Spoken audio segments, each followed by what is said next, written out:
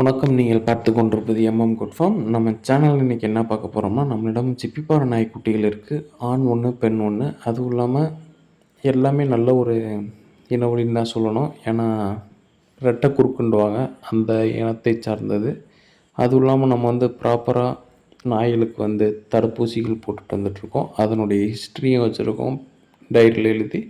நீங்கள் அதையும் செக் பண்ணி பார்க்கலாம். அப்படி இல்லாட்டி நாய்களை நீங்கள் நேரில் பார்த்தே வாங்கிக்கலாம், ஒன்றும் பிரச்சனை இல்லை.